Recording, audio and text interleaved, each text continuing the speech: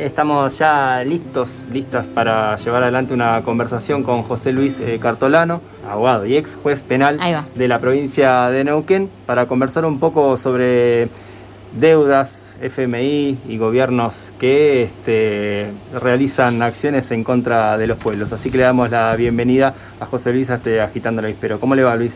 Muy bien. Muchas gracias a todas y todos por este espacio y un gusto estar con ustedes. Bueno, el gusto también es nuestro. Sin dudas que sí. Bueno, esta era una entrevista que íbamos a tener el día de ayer, pero por cuestiones de tiempo la trasladamos a esta mañana y que estamos concretando en este momento.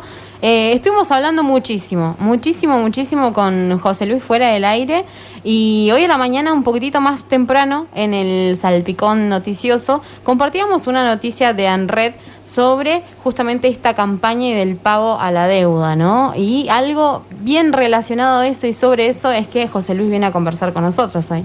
Tal cual. Bueno, si le parece, José, podemos comenzar haciendo un poquito de historia en relación a las deudas que han contraído diferentes gobiernos de la República Argentina, ¿sí? Con el Fondo Monetario Internacional, que también, si quiere, nos puede contar un poquitito ahí de qué se trata el FMI. Con todo gusto, y bien dice Débora, la campaña que se inicia en autoconvocatoria por la suspensión y no pago de la deuda externa, más la auditoría, que eso es de lo que vamos a poner un punto en especial, una auditoría integral, es de lo que, para no abundar en la convocatoria que relató bien Debo hace unos minutos, yo lo que me gustaría es historiar un poco desde el punto de vista del sistema judicial argentino, la investigación de esta deuda, puesto que autoconvocatoria, esta agrupación que nuclea a muchísimas organizaciones sociales, representantes sindicales, mucha gente de distintas profesiones, distintas actividades, tuvieron el año pasado la posibilidad de generar lo que fue el primer juicio que se transmitió por Zoom durante todo el año, simulando un juicio popular y público de lo que sería la investigación de esta deuda que nosotros denominamos eterna. Este grupo de personas, entre las que, por ejemplo, está Adolfo Pérez Esquivel, Nora Cortiñas, Beatriz Raslan y numerosísima gente, María Elena Saludas, un sinnúmero de amigas y amigos, se trabajó muchísimo para poder hacer entender a la ciudadanía, vecinos, vecinas, en qué consiste esto que aparentemente es tan complejo.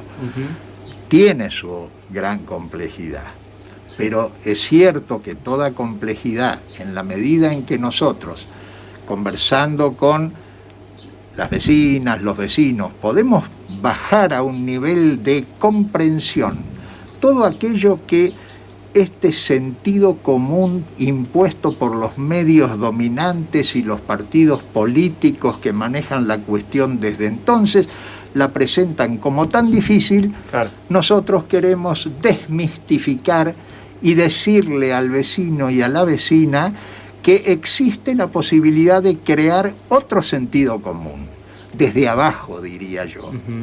Entonces, para eso, para simplificar la cuestión, vamos a comenzar con lo que ocurrió el 13 de julio del año 2000. Bien. El año del jubileo, ¿se acuerdan? Sí. El año del jubileo 2000. Bueno, el 13 de julio del año 2000, el juez Ballestero firmó un fallo en una causa que estaba iniciada por el periodista. Fíjense ustedes esta curiosa coincidencia, un periodista de filiación peronista llamado Alejandro Olmos. Ese fallo, que fue firmado en el año 2000, había sido iniciado por Alejandro Olmos en una denuncia 18 años antes. Y esto de que si la justicia llega tarde no es justicia, ahora van a empezar ustedes a entender, igual que las vecinas y los vecinos, por qué decimos esto. Claro. Y sí, 18 años después. Una justicia que no llega a tiempo, totalmente, no alcanza. ¿Qué determinó el juez Ballesteros en ese fallo? ¿Qué habrá dicho? 477 delitos comprobados. 477 delitos. Año 2000. Bien. Año 2000, en denuncia iniciada por Alejandro Olmos, sí, 18 años antes, en plena dictadura. Claro. Yo creo que esto es lo que incluso compañeros nuestros tienen que llegar a entender, que hacer una denuncia en el momento que la hizo Alejandro Olmos, evidentemente no era lo mismo. Claro, no, sin duda. Que hacer una denuncia en tiempos de democracia como vivimos hoy. Lo cierto, en esos 477 delitos comprobados estaban involucrados funcionarios de aquellos gobiernos, Martínez de Hoz. Sin duda. Ya a partir de ahí, cada vecino o vecina podrá saber las implicancias de todo esto y el entramado gubernamental, social, empresario de aquel entonces. ¿Qué consagró malamente el accionar delictivo de aquellos funcionarios? Lo que estamos padeciendo hoy, que es la prórroga de jurisdicción, y lo voy a decir para que se entienda. Sí, por favor. Gracias a esto, tenemos que ir a los tribunales de Estados Unidos. Bien. Por todo lo relacionado a la deuda. ¿Se acuerdan del juez Griesa? Eso es la prórroga de jurisdicción. Que la prórroga de jurisdicción se firmó, obviamente a espaldas de la sociedad toda, y además lo que se acredita en el fallo es la violación sistemática de la Carta Orgánica del Banco Central de la República Argentina, claro, por parte de los funcionarios. Claro, pasando todo por encima. Exactamente. Moraleja. A ver. Resumen. Sí. El país fue puesto bajo la voluntad de los acreedores externos en esas acciones que el juez Ballesteros determina cuando consagra la investigación de 477 conductas delictivas. Bien. Pero no termina todo en el año 2000, ¿no? Entendemos también que se generaron nuevas deudas de ahí en adelante. Seguimos porque nos queda un pedacito para llegar a la última, al último tramo de esta deuda, vergonzante, por cierto. Bien. Y acá viene lo difícil de explicar a muchas personas. Decíamos al principio que una justicia lenta no es justicia. Estos delitos que Ballesteros enumera, por el transcurso del tiempo están prescriptos. Cuando se dicta el fallo ya estaban prescriptos, muchos. Razón por la cual Ballesteros tiene que hacer una cosa que puede o no compartirse, hay opiniones encontradas, pero lo que hace concretamente, manda ese fallo al Congreso de la Nación. ¿Por qué lo manda al Congreso de la Nación? Porque por la Constitución Nacional, el Congreso de la Nación es el encargado de ampliar y de arreglar el pago de las deudas interiores y exteriores de la nación, circunstancia que está puesta en la Constitución. Él lo manda. ¿Qué hace el Congreso? El honorable Congreso de la Nación. Estoy hablando que lo manda en el 2000. Recién en el 2014, por ley 26.984, se creó una comisión bicameral que estuvo confirmada luego en el año 2016 por otra ley para investigar la deuda y quiénes habrían sido los grupos y las que la hicieron. 14 años después. 14 años después. Es más, 16 años después. Hasta el día de hoy, esa comisión no ha funcionado. Entonces, a partir de acá, cada vecina, cada vecino va a empezar a entender por qué razón los resortes institucionales de un país no funcionaron, ni la justicia ni el Congreso, para poder investigar esta cuestión. Y bien decía Débora hoy, al leer la convocatoria de autoconvocatoria, dado que esta institucionalidad constitucional no alcanza, lo que hace falta es la información y movilización de la sociedad para poder, de hecho, decretar lo que denominamos todos un default soberano. Claro. Usted también hace un rato mencionaba el sentido común. Estamos hablando de una deuda que contrae el Estado con el Fondo Monetario Internacional, y por lo general pensamos como que, o desde el llano solemos pensar que, bueno, es una deuda que contrajo el gobierno, a mí que me importa, yo tengo que trabajar igual. ¿Por qué es importante informarse sobre esto y estarle cerca? Es tan importante, porque es, vos bien lo decís, es el sustrato de todas nuestras penurias colectivas, actuales. Y cuando hablo de penurias, hablo de la penuria de los sectores más vulnerables, que son los que siempre han sufrido con mayor gravedad, le diría, el carácter odioso. Y ser odioso jurídicamente no significa ser una mala persona, no. El carácter odioso de la deuda ilegítima e ilegal está dado porque quienes la contrajeron entonces, en el año 76, y quienes la reprodujeron en el gobierno de Macri, sabían positivamente que esa deuda no iba a poder ser pagada. Claro. Y sabían positivamente que esos $100.000 millones de la última etapa de la deuda iban a ser literalmente fugados.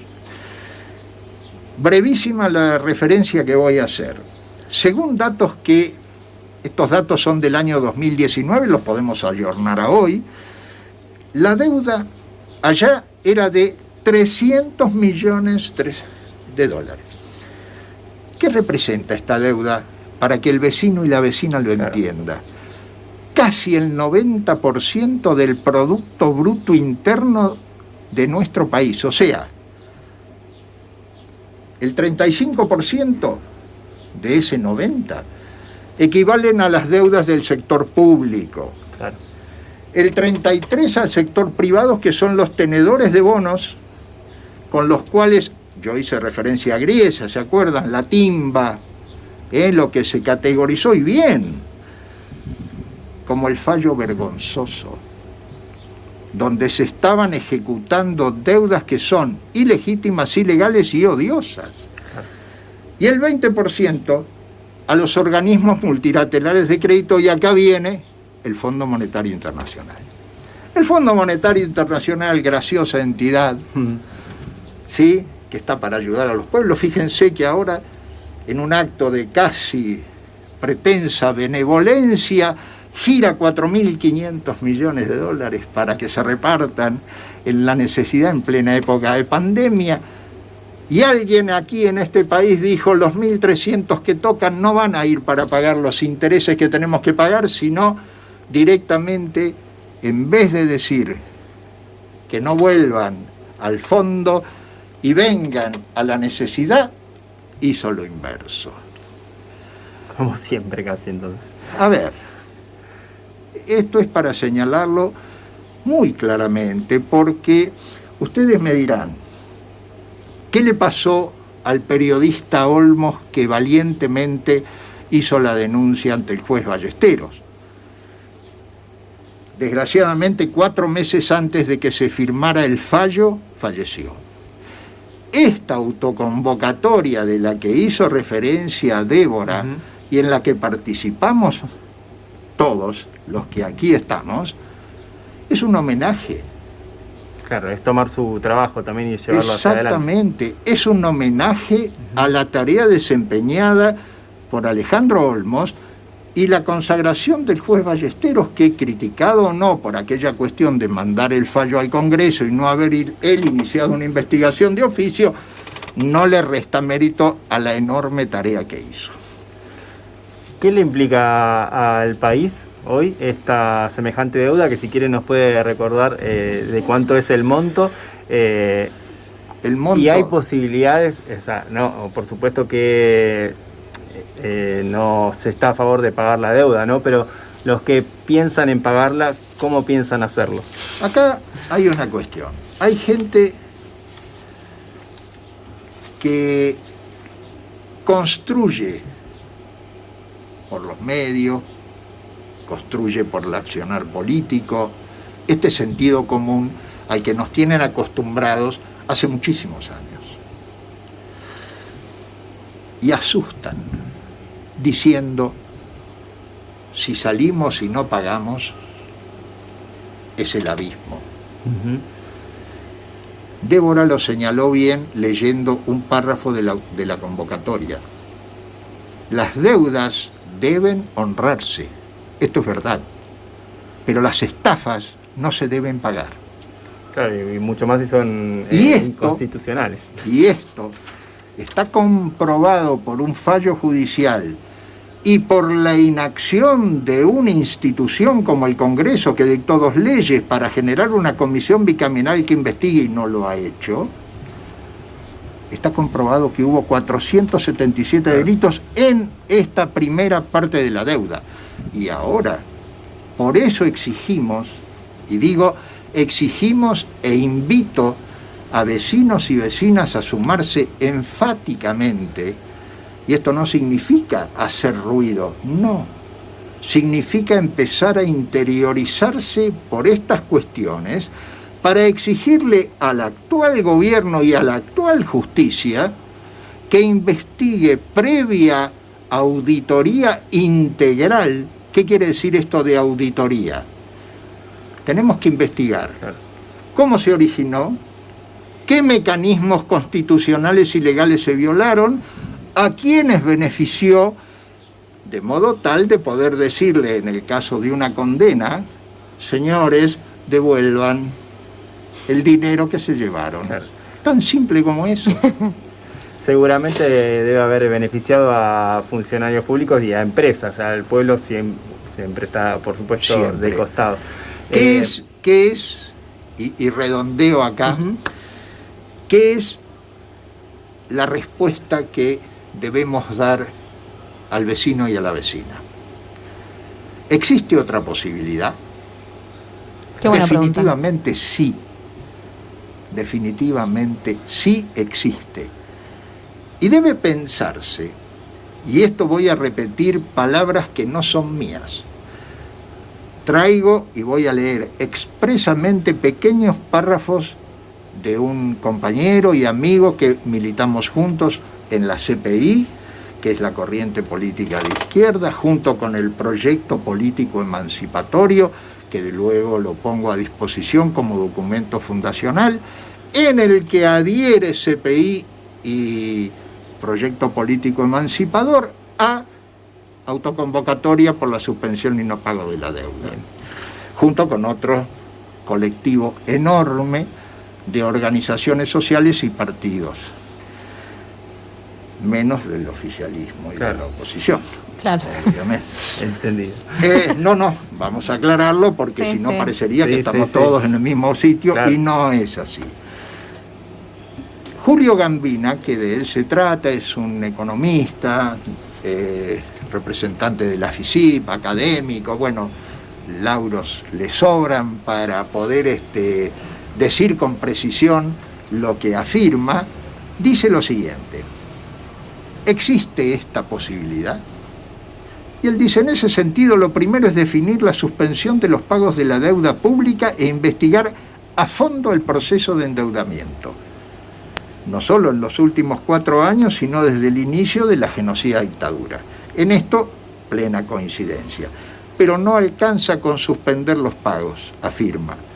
Es necesario encarar una política económica que construya una nueva cotidianeidad del fenómeno de la producción y reproducción material y de la vida. Esto es central. Comprometernos a construir una nueva cotidianidad del fenómeno de la producción y de la reproducción de la vida, y ustedes de esto saben mucho porque estoy en una radio intercultural donde hemos aprendido muchísimo acerca de este tema, y lo digo con muchísima humildad pero con absoluta convicción. Tenemos que dar otra orientación, dice Gambina.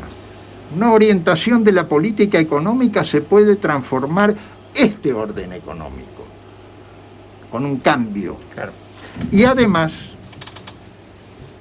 las relaciones sociales de producción para privilegiar necesidades sociales básicas y más allá de eso.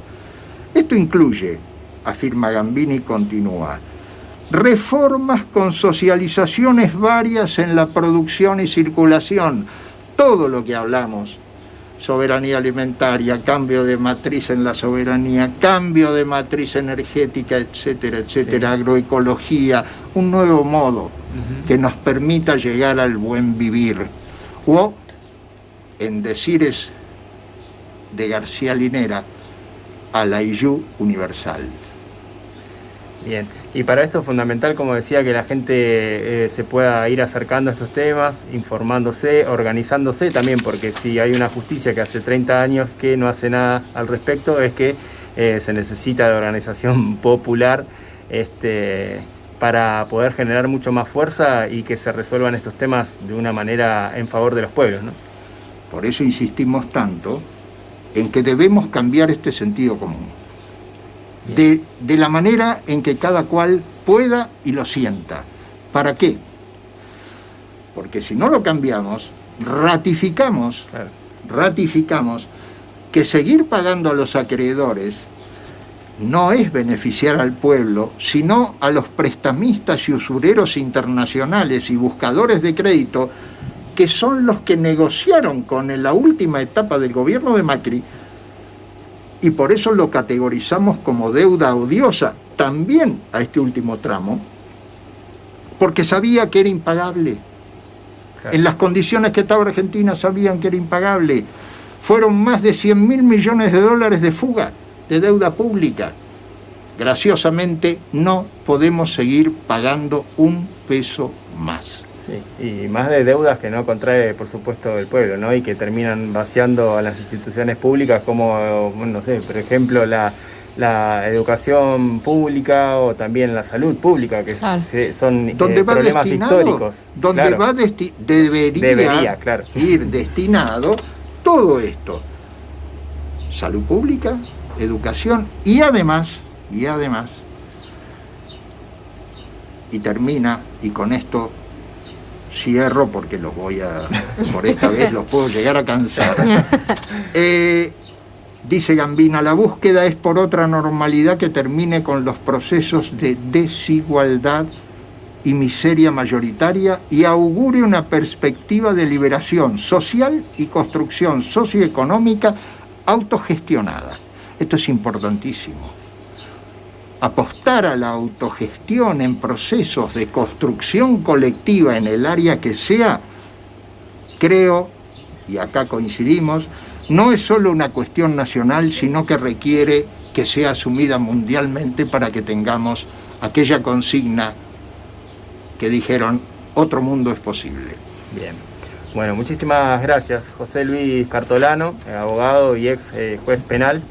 Bueno, conversando un poco sobre las deudas contraídas históricamente por los gobiernos nacionales en detrimento de los pueblos. Muchas gracias, José Luis. A ustedes y hasta siempre.